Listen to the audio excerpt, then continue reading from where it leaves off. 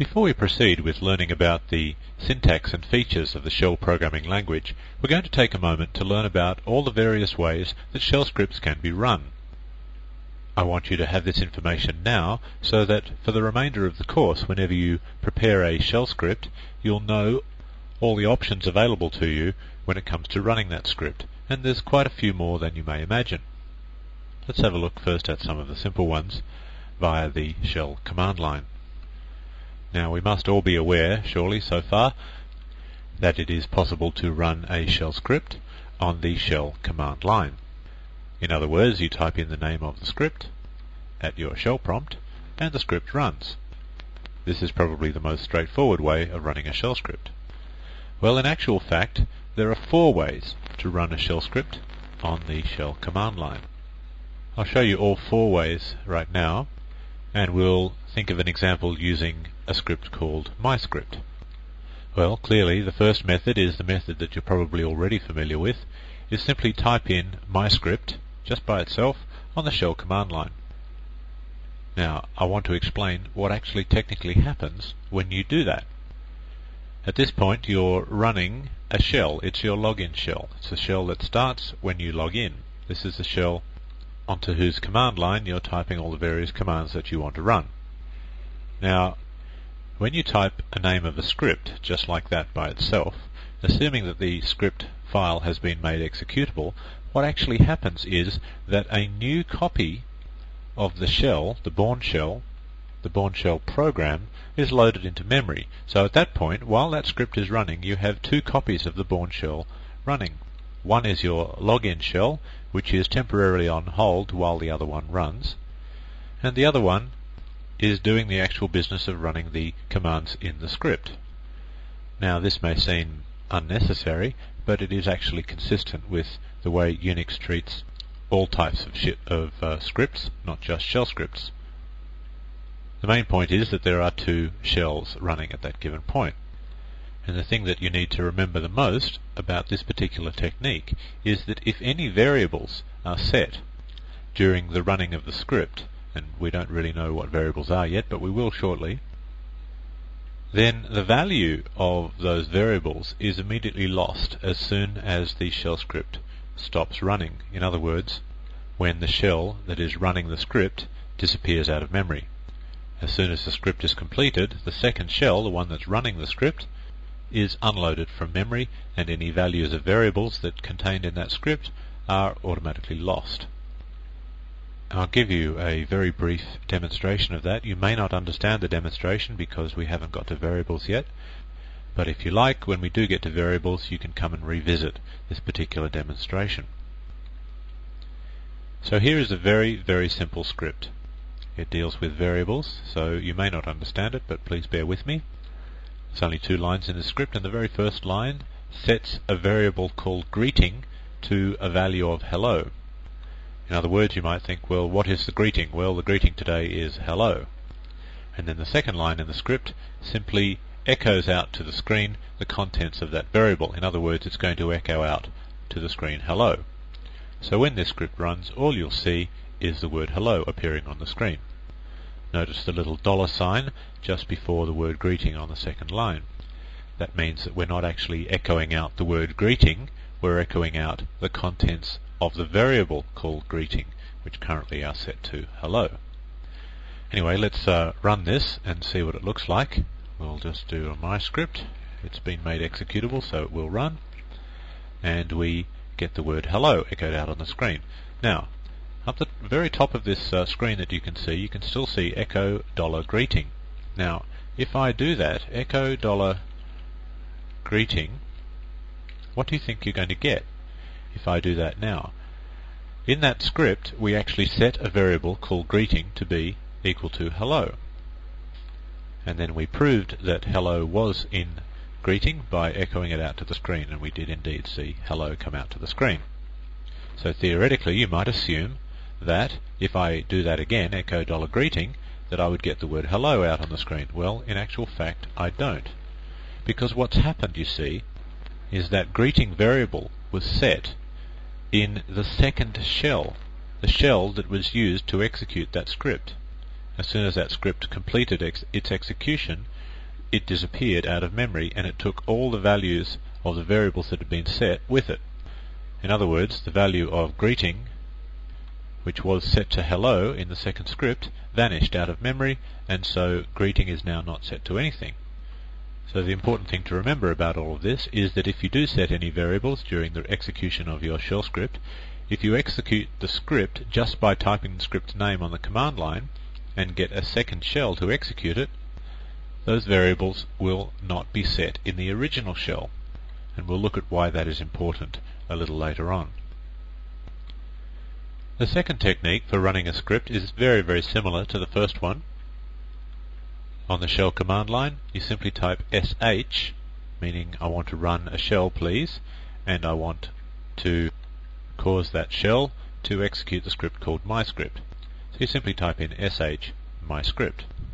So naturally a second shell is loaded into memory and it runs the contents of the file called myscript. Now everything that I described to you about the first method of running a script applies here. In other words, variable values do not persist. The only difference is that the file myscript does not need to be made executable in this particular case. I'll just give you a brief demonstration of that, very, very brief. I simply type sh myscript on the command line, and of course it just runs as it did before. Just to prove that you don't need to have an executable file, I will chmod, I'll take away execute permission off myscript, and then I'll run it again, and it still runs. So that's that second method demonstrated. The third way is slightly different, both technically and syntactically. You simply type dot and then a space and then myscript. Now the reason that this is different is that no second shell is loaded into memory. The script is executed by your current shell, your current login shell typically. Now the reason that is different is that if any variables are set, then the values that they are set to persist after the script has finished. Meaning that if you set that greeting variable to hello, it is actually being set to hello in the current shell, in your login shell, which means that it will still be set to hello even after the script is finished. I'll just demonstrate that. First of all, I'll simply prove that greeting is not set to anything, and it is not. Then I'll run the script. Now I just type in a dot, followed by a space, followed by myscript, like that. No second shell is invoked in order to run that script. The script is run using this current shell, and of course it prints out hello on the screen. But now, if I say echo $greeting, I actually get hello, meaning that somewhere during the execution of my script, the variable must have got set, and it has persisted beyond the termination of the script.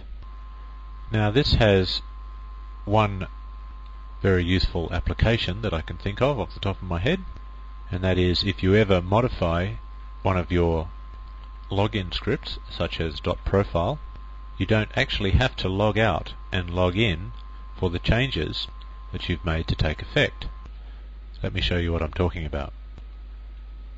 So here is the contents of my .profile, which I have just modified to change the PS1 variable to be equal to have a nice day. Now if you're not familiar with the PS1 variable, it is the variable that contains the definition of my prompt, my login shell prompt.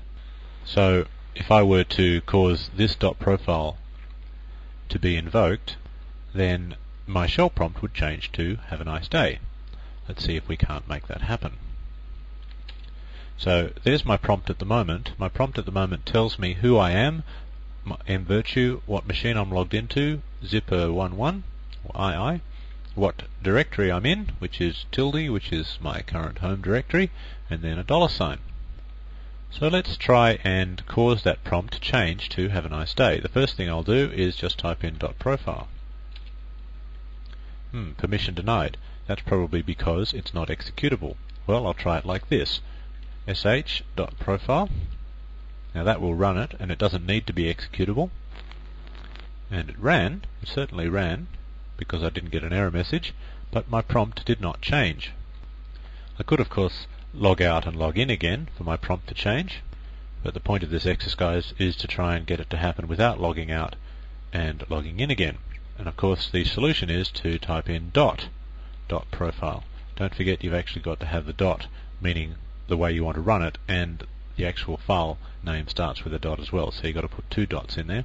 Dot profile, and finally we get have a nice day. So the dot way of running shell scripts is very useful for things like your dot profile. Finally, the fourth way of running a shell script, it's actually a way of running any Unix program, is to use exec. If you type in exec followed by the name of the program, name of the script, then the current shell that you're using, your login shell, immediately terminates. And in its place it creates a new shell whose sole purpose in life is to run the script called myscript. And as soon as that running of that script has completed, that second shell will disappear. But now, of course, there is no original login shell for you to drop back to, because that terminated. That was the first thing that happened. And so you are left then without any shells at all, so you are logged off, and you usually end up with a login prompt. Let's have a look at a demonstration of that. So I'll find my myscript program, and I will exec it. Exec myscript. Now let's watch very carefully and see what happens. Now notice right up in the top of my window it says not connected. That happened because I am running a telnet session. I'm connected to my internet service provider Zip. And the sequence of events that happened was the login shell that I was running terminated. A new shell was created in which to run the myscript program. The myscript program ran. It would have echoed, well in fact it did echo out to the screen the word hello, but we can't see it because our shell session had already terminated, which meant that my telnet session had already terminated, which meant that I was no longer able to see the word hello appear on the screen. If I was running via a connection to a regular Unix terminal, not via a telnet session, then I would have seen the word hello appear on the screen as normal. So because there is no shell for me to be connected to, I have of course lost the telnet connection. Now you may wonder what possible use the exec program could be. Well, I'll give you an example of its use. Imagine you are a system administrator and you're setting up a user who has absolutely no knowledge of the Unix shell whatsoever. This person has been hired just to do a particular task. Perhaps it's a secretary who just needs to manage the phone system, or it's a accountant who just needs to manage the accounts system. Now perhaps there is a program called Accounts, which is a full-screen menu-based program, and the accountant that you've hired is fully familiar with that program and that program only. So what you can do, of course, is in that person's .profile, on the very last line, you can put the word, or the line, exec accounts. And what will happen, of course, is when that person logs in, the .profile will run as a script. It will be run by the login shell, and when it gets to the last line in the script, exec accounts, what will happen is the login shell will terminate. This will of course be before we have ever presented a shell prompt to the user, and in its place the accounts program will be run. So all the user will see is they'll type in their username and password, and a couple of seconds later the accounts program will pop up. Now as soon as they have finished using the accounts package and select the quit option or whatever, the accounts program will terminate and the user will find themselves back at the login prompt. They will not find themselves back at the shell prompt because there is no shell running at that time. So this is a very nice way to insulate a user from the nuances of the Unix shell script if they're not comfortable with it. So anyway, those are the 4 methods. Please keep those in mind for the remainder of this course.